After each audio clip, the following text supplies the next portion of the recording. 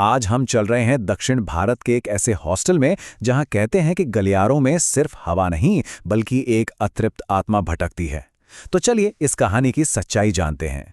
अच्छा, कहानी शुरू करने से पहले एक बात साफ कर दूं। ये कोई सुनी सुनाई या बनाई हुई कहानी नहीं है। सोर्स के मुताबिक ये किस्सा कर्नाटक के एक हॉस्टल के बारे में ऑनलाइन मौजूद कई डरावनी कहानियों और आर्टिकल्स पर आधारित है। तो हर कहानी का एक हीरो होता है ना? हमारी कहानी का हीरो है कार्तिक, एक स्टूडेंट जो एक बहुत बड़ी मुश्किल में फंसा हुआ है। तो बात है साल 2016 की। कार्तिक एक बहुत ही ब्राइट स्टूडेंट है और उसके बोर्ड एग्जाम्स बस आने ही वाले हैं। अब प्रॉब्लम यह है कि उसके जो रूममेट्स हैं उन्हें पढ़ाई से ज्यादा पार्टीज में मजा आता है। कार्तिक को चाहिए एक शांत जगह जहां वो सुकून से पढ़ सके, और ये जगह उसे जल्दी से जल्दी चाहिए। और बस यहीं पर कार्तिक की जिंदगी एक ऐसा मोड़ लेती है जो उसे एक नई लेकिन बेहद भयानक जगह पर ले जाती है। तो होता यूं है कि कार्तिक के ही एक रूममेट ने उसे एक सरकारी हॉस्टल के बारे में बताया। जगह सस्ती थी, शांत थी और लगभग पूरी तरह से खाली थी।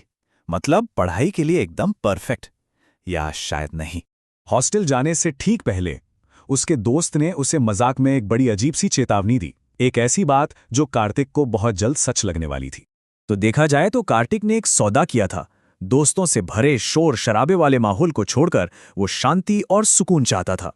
लेकिन ये जो नई जगह थी ना, वो किसी खंडहर से कम नहीं लग रही थी, और उसका किराया भी इतना कम था कि किसी को भी शक हो जाए। रिसेप्शन पर उसकी मुलाकात हुई सुधीर से। अब कार्तिक ने जब उन अफवाहों के बारे में पूछा तो सुधीर तो बस हंस पड़ा।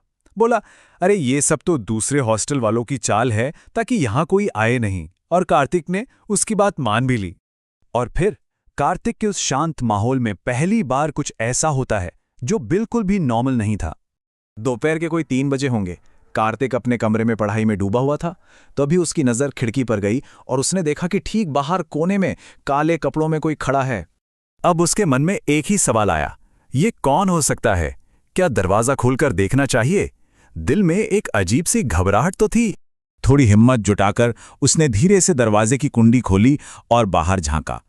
वहां कोई भी नहीं था। गलियारा एकदम खाली।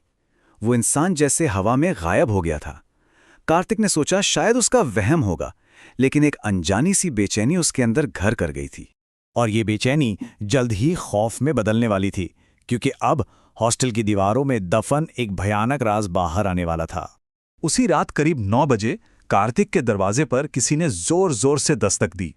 उसने दरवाजा खोला तो सामने सुधीर खड़ा था।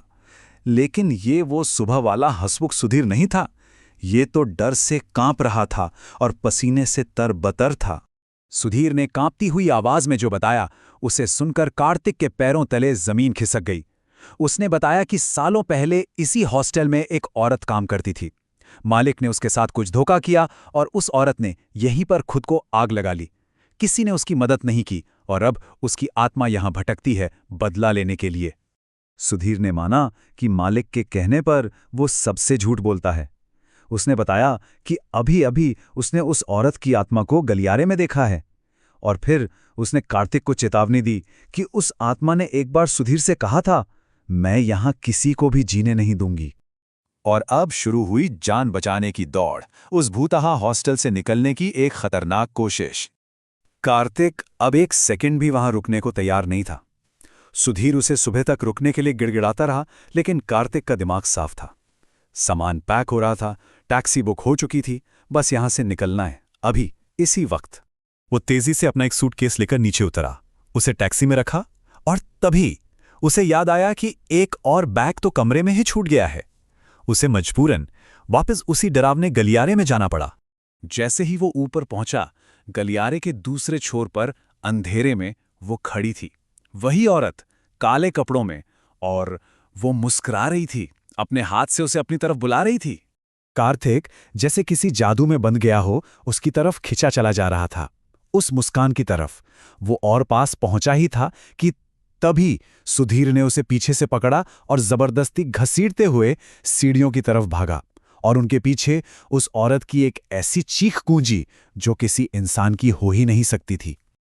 लेकिन रुकिए, कहानी यहां खत्म नहीं हुई है। इसका जो अंत है वो इस खौफनाक रात को और भी भयानक बना देता है। जैसे ही वो टैक्सी में बैठकर निकलने लगे, एक और कार हॉस्टल के गेट पर आकर रुकी। कार्तिक ने पूछा, ये कौन है?